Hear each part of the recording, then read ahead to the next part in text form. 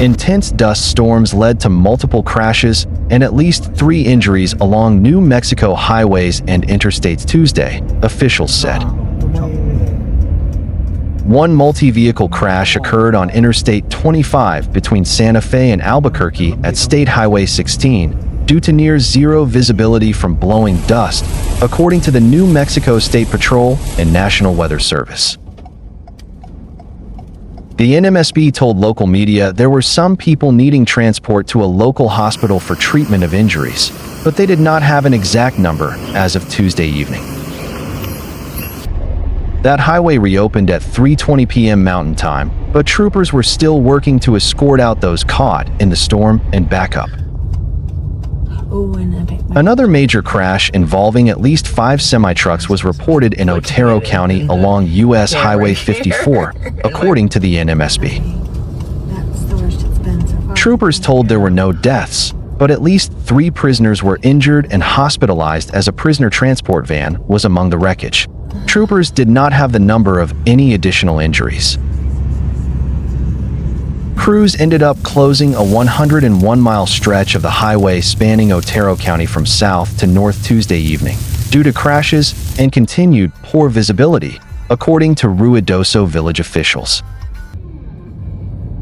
Interstate 40 was also reportedly closed near Milagro due to a large crash amid nearby wildfires and poor visibility, according to the NWS. NMSB troopers told vehicles were involved in the crash, which led to fires, but the number of injuries, if any, wasn't given. Eastbound lanes were expected to remain closed well into Tuesday night, troopers said. In Roswell, where gusts reached 75 miles per hour, parts of U.S. Highways 70, 380, and 285 were shut down due to poor visibility. Gusts up to 68 miles per hour have been reported in Albuquerque, with visibility dropping as low as a half mile. Albuquerque's Sunport reports some flight operations impacted by the ongoing storm.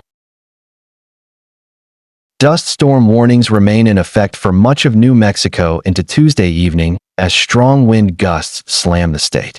Other gusts have reached 74 miles per hour in Clines Corners, 71 miles per hour in Carlsbad, and 68 miles per hour in Truth or Consequences. A late winter blizzard forced Interstate 70 to close early Wednesday in western Kansas, while forecasters warned that high winds would bring power outages later in the day to the Topeka area. The snow and high winds involved were moving westward, with the National Weather Service having issued a blizzard warning for parts of north-central Kansas. Northeast Kansas was anticipated Wednesday to see high winds and rain, which was expected later in the day to turn to light snow. The Weather Service issued a high wind warning lasting until 7 p.m. Wednesday for northeast, north-central, and east-central Kansas, which it said would see winds coming from the northwest at 35 to 45 miles per hour and gusting at up to 60 miles per hour. Widespread power outages are expected, the Weather Service's Topeka office said on its website. Travel will be difficult, especially for high-profile vehicles. Look at this. I don't know if y'all Topeka temperatures dropped from 69 degrees at 5 a.m. to 48 at 9 a.m., with the Weather Service predicting mercury readings would fall to 38 degrees by 4 p.m. Rain was expected to fall between 10 a.m. and 2 p.m. Wednesday in Topeka, followed by rain and snow. Little or no snow accumulation was expected in Topeka, the Weather Service said.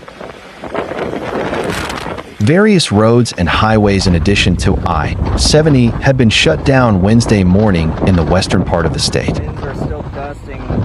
Kansas Highway Patrol Trooper Todd Heilman said on his Facebook page, "Just incredible. Updated information about Kansas road conditions can be found at candrive.gov, Heilman said.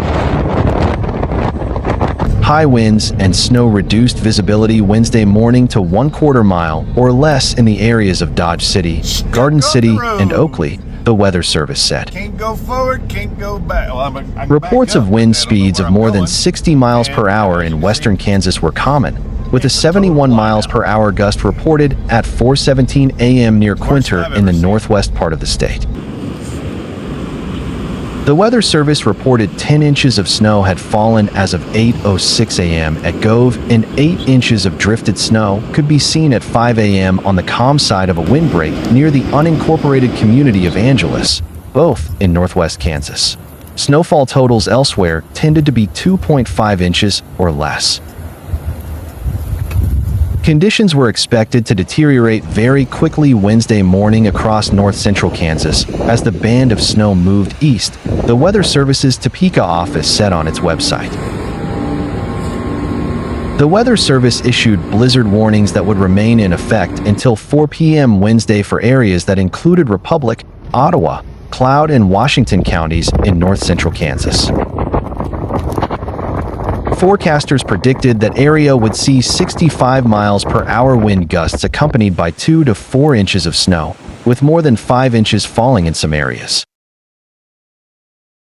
The Kansas Department of Transportation has closed all highways in its Northwest District because of blizzard conditions and low visibility. Interstate 70 is also closed in both directions between Salina and the Colorado state line. Check road conditions and cameras here. KDOT said there have been numerous vehicle crashes and semi-trucks blocking roadways. Any non-essential travel should be delayed until conditions improve. According to poweroutage.us, there are more than 32,000 customers in the state without power. Lightning just struck over there. Midwest Energy said outages have affected about 6,600 of its customers, including a large part of West Hays.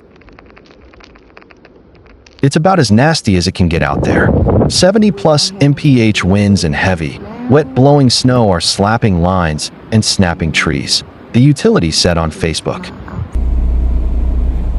A strong area of low pressure will track eastward across Kailin today, bringing more wind and snow to the state. Snow should invade north and south-central Kansas during the mid-morning hours, and some could linger into the afternoon.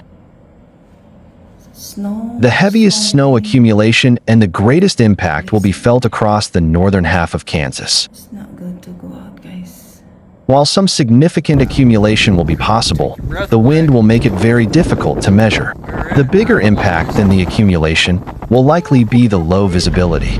Because of low visibility, wind, and snow, a blizzard warning has been issued and will continue into the afternoon.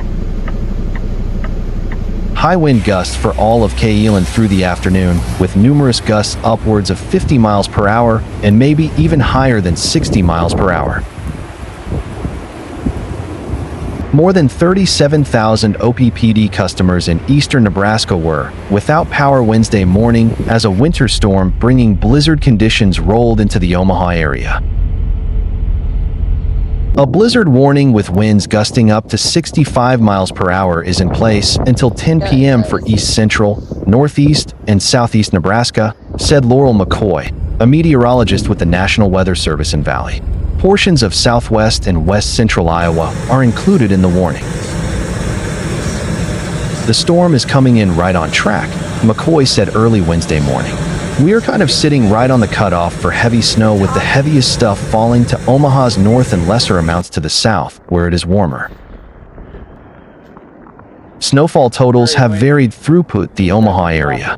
By late Wednesday morning, 4.5 inches fell north of Gretna, McCoy said. Other parts of the western metro area have seen anywhere from 2.5 to 2.7 inches of snowfall. Wind's cranking now.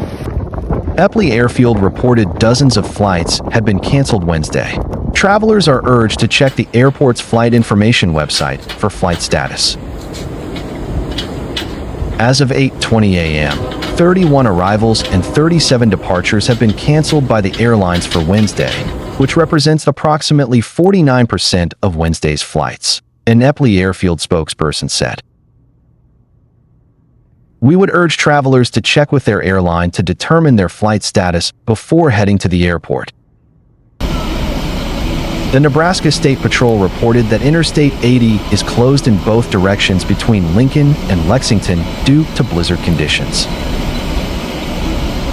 The Iowa Department of Transportation and Iowa State Patrol closed a 70-mile portion of Interstate 29 between the Sioux City suburb of Sergeant Bluff and Missouri Valley, which is 25 miles northeast of Omaha. It's the blizzard of March. Motorists are encouraged to check 511.nebraska.gov or call 511 for updates and alternate routes in Nebraska.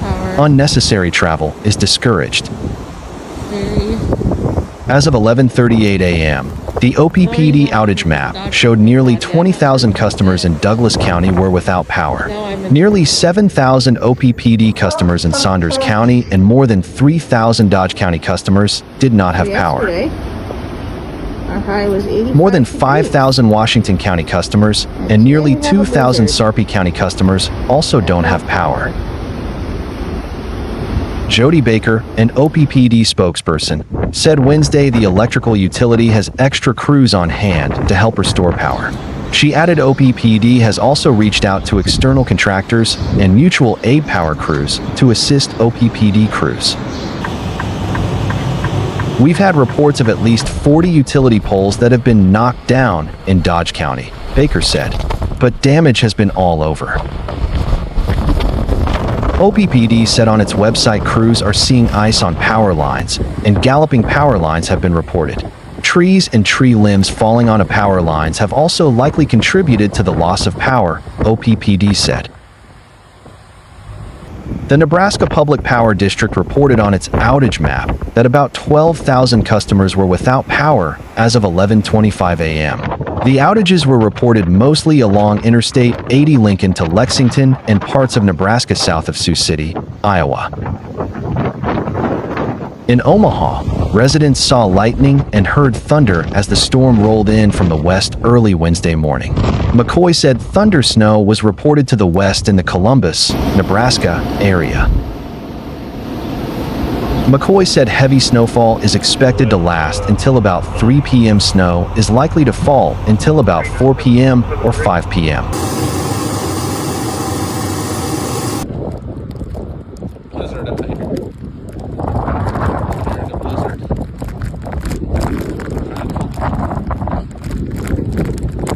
It's a terrible day outside.